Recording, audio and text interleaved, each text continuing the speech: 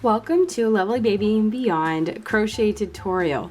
This tutorial is for beginners, and so if you've never picked up a crochet hook before, my hope is that you'll be able to learn how to crochet by the end of this series. This is a basic size 4 yarn. I prefer Caron Simply Soft, but of course you can use a less expensive yarn like Red Heart. So this is what a skein looks like. Pretty basic. You're gonna have one side of the yarn that you can pull straight from here, and all of your yarn will come out nice and easily.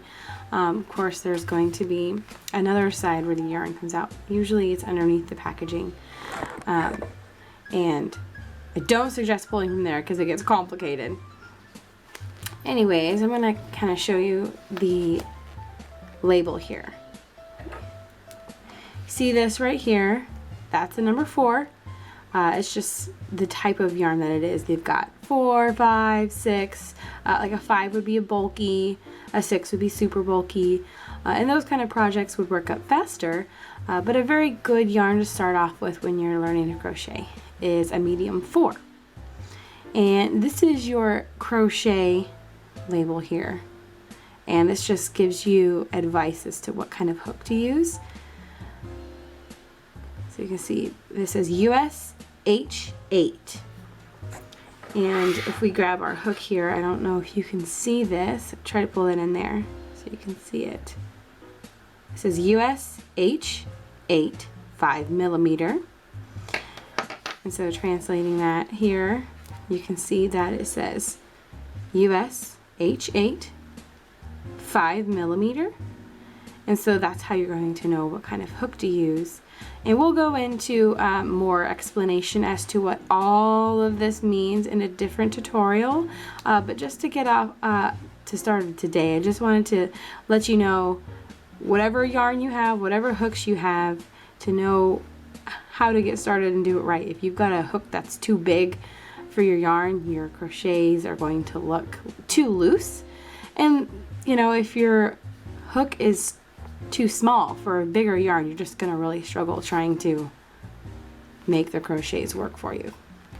Okay, so I have a Caron Simply Soft pistachio yarn here, and I'm going to show you how to do a simple chain today. Just a simple chain. I'm gonna take your hook, and you want to take your yarn, actually let's put the hook down, and we have to do a simple slip knot. Now the easiest way for me to do it is to wrap it around 2 fingers, cross it over like this, and I'm going to pull through, I see, and grab that yarn. Pull it through, make it tight, and that's pretty much how you're going to start every project. I'm going to show you again. But this time I'll show you with the hook because it's easier to reach. Wrap it through 2 fingers, cross it over like that, and take your crochet hook right here. Just pull the yarn right through, just like that. Just creating a nice little slip knot for you.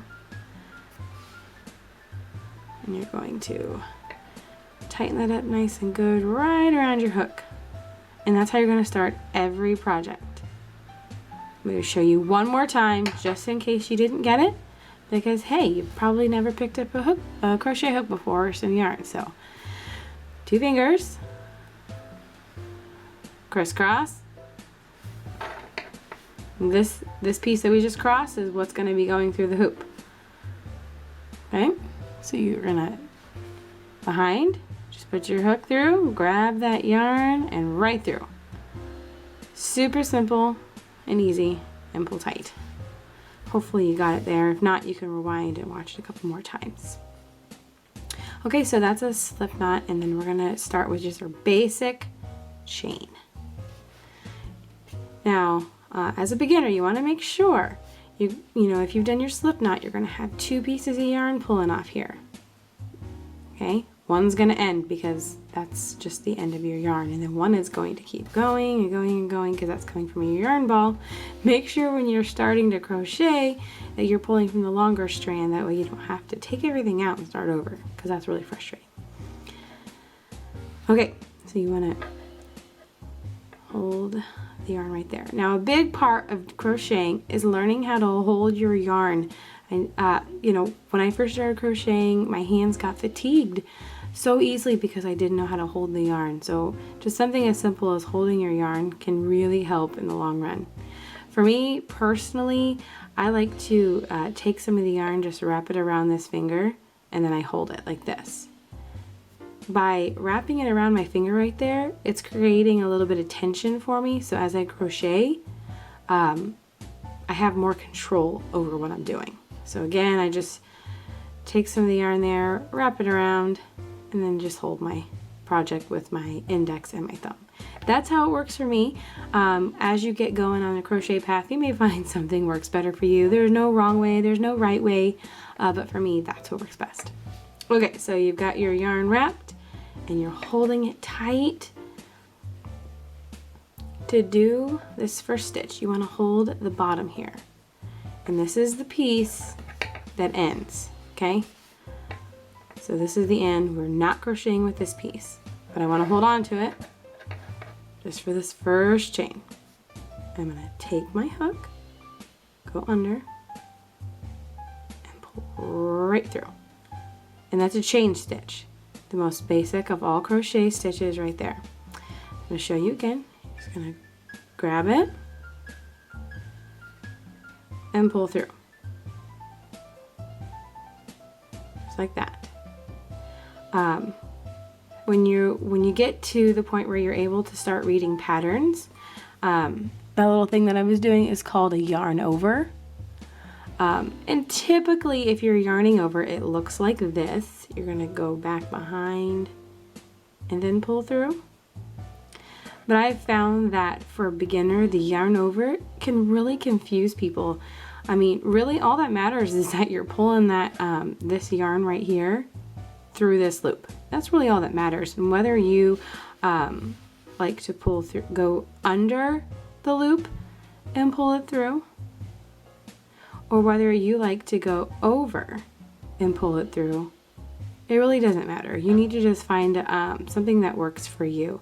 For me, I just learned how to do it by going over it. So you have two options. You can go under, or you can go over. As you're practicing your chain stitch, just figure out which one works best for you. Like I said, for me, I feel like that going over like that is just faster. It feels like I'm just taking out a step. So really, as you can see, you're getting the same thing from each of the ways. You're getting a little chain stitch here. So we're just going to practice a couple times here. Make sure you can see. Grab that yarn, pull it through. Grab the yarn and pull it through.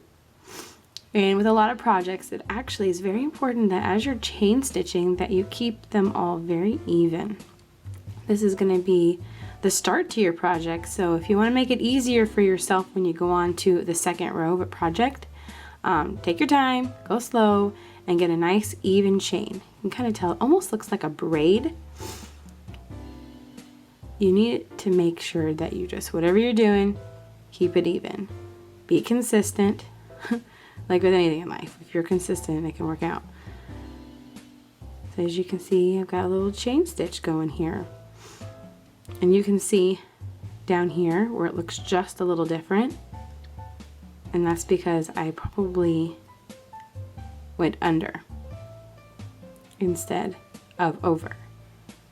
So whatever you're doing, just be consistent and it will look great. So just one more time, make sure you're holding your project with your index finger and your thumb. Take the yarn and pull it through your loop, just like that. So now you've learned how to do a chain stitch. You've also learned how to do your slip knot there at the very beginning, and you've also learned how to pick what kind of yarn you need for the hook size that you have. Alright, I hope that this was a helpful tutorial for you. Make sure that you look for more Lovely Baby and Beyond crochet tutorials. We can't wait to help you get going on your crochet journey.